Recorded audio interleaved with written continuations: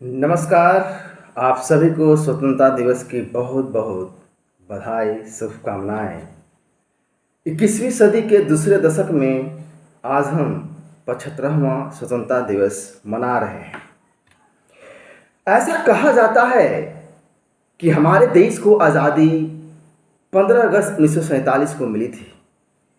अगर हमारे देश को खंडित करके हिंदुस्तान के एक तिहाई भाग को किसी नापाक लोगों के हाथों में सौंपकर कहा जाए कि ये लो आज़ादी है, तो मन में सवाल उठता है कि किससे हमें आज़ादी मिली, किससे आज़ादी मिलनी चाहिए थी और कहाँ हमें आज़ादी मिली।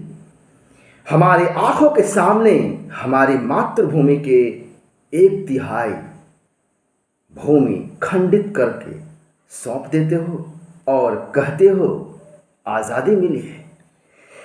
लाखों लोगों को कत्लेआम कर दिए जाते हैं, आज़ादी की बात करते हो। पाकिस्तान से दिल्ली की ओर जो रेलगाड़ियां आ रही थी उसमें हिंदू इस प्रकार बैठे थे जैसे माल की बोरियां एक के ऊपर एक रखी हुई हो। अधिकतर लोग मरे पड़े थे। रेलगाड़ियां की छतों पर लोग बैठे थे। डिब्बों के भीतर सांस लेने की जगह नहीं थी। बैलगाड़ियां, ट्रक हिंदुओं की लाशों से भरी पड़ी थी और जो बचे हुए थे वो अधमरे थे। रेलगाड़ियां पर लिखा था आज़ादी का तोहफा। लाखों की संख्या में हिंदुओं की लाशें पाकिस्तान से दिल्ली भेजी गई। उन लाशों को पेट्रोल डालकर जलाया गया भारत में। सियालकोट जो कि पाकिस्तान में था उस वक्त, वहां से खबरें आ रही थी हिंदुओं को घर से निकाला जा रहा था।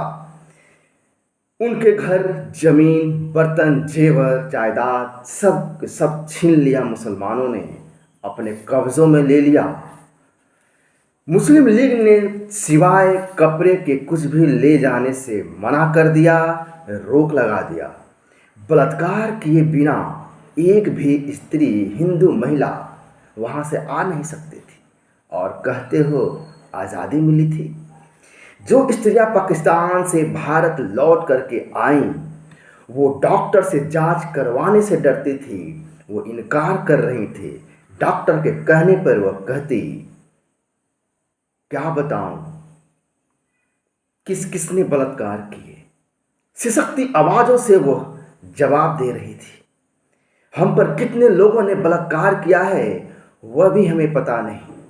उनके शरीर पर चाकुओं से किए गए घाव के निशान थे। ये थी आपको आज़ादी के तोहफा। जिन स्थानों से हिंदुओं को जाने के लिए कहा गया उनके घरों से स्त्रियों को बाहर निकाल निकाल करके नग्न यात्राएं निकाली गई, उनकी बोलियां लगाई गई, उनके दासों की तरह बेचा गया, खरीदा गया। ये था आज़ादी का तोहफा। आज़ादी मिली थी ना हमें सन 1947 में, ये उसी आज़ादी का तोहफा था। ये तुम्हारी आज़ादी कैसी आज़ादी थी? और भी आगे आप सुने, लगभग 40 लाख हिंदू निर्वासित होकर के भारत आए। जिस हाल में ये लाखों हिंदू भारत आए थे उसको शब्दों में वर्णन करना इतना आसान भी नहीं। आप जिसको राष्ट्रीय बापू कहते हैं, पाकिस्तान को 55 करोड़ मिलना चाहिए, ऐसा उस बापू का कहना था, मानना था। चूंकि एक तिहाई हिस्सा भारत का खंडित करके उन नापाक लोगों को दे दी गई, तो इसलिए भारत का एक तिहाई हिस्सा जो वो मिलना चाहिए। दिल्ली के बिरला भवन में बापू अनशन पे बैठे थे क्योंकि पाकिस्तान को 55 करोड़ दिलाना था। राष्ट्रीय बापू जो एक तरफ कहने वाले कि हिंसा वो पसंद नहीं करते हैं, लेकिन दूसरी तरफ जो हिंसा करने वाले थे उनके लिए अनशन पर बैठे थे। तो सवाल यह भी कि क्या इस भाईचारा में चारा हिंदू ही हैं, ऐसा मानकर बैठे थे आपके राष्ट्रीय बापू? क्या ये हिंसा नहीं थी दिल्ली में निर्वासित हिंदुओं को रहने के लिए कोई जगह नहीं थी। इससे भी आगे की बात मैं आपको बताता हूँ। दिल्ली में खाली पड़ी मस्जिदों में जब हिंदुओं को शरण दिया गया, बापू ने कहा हिंदू को वहाँ से निकालो, ये दिल्ली पुलिस को मेरा आदेश है। क्योंकि मस्जिदों पर हिंदुओं का कोई अधिकार नहीं हो सकता है। हिंदू जो निर्वासित हैं उनको मस्जिद से बाहर निकालो, निकाला जाना चाहिए उनको बाहर। तो फिर सवाल यह उठता है कि क्या बापू अहिंसा का पाठ सिर्फ हिंदुओं के लिए पढ़ाया करते थे? कड़कती ठिठुरती ठंड में हिंदू महिलाओं और बच्चों को उन मस्जिदों से बाहर निकाला गया जो कि वो खाली पड़े हुए थे।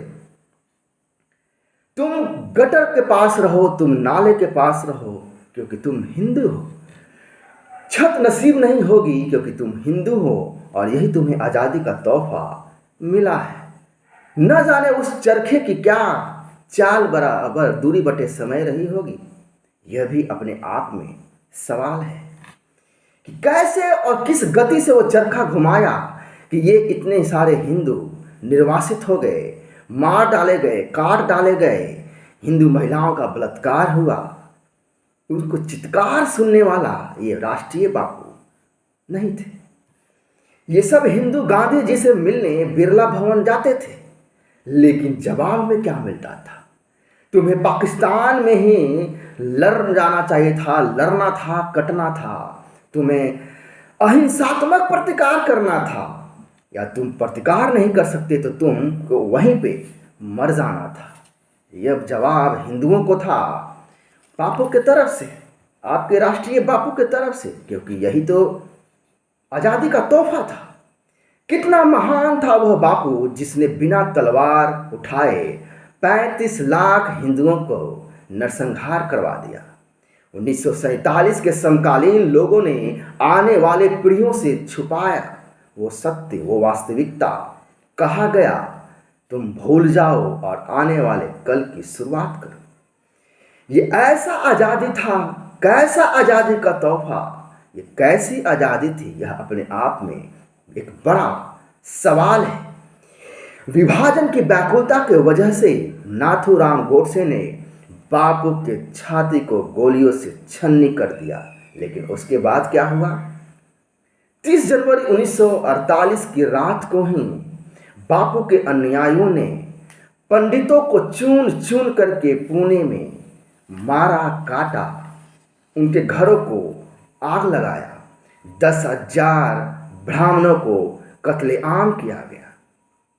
सोचने का विषय यह है, एक बार फिर मैं बताऊं कि सोचने का विषय यह है कि उस वक्त संचार का माध्यम नहीं था आज की तरह।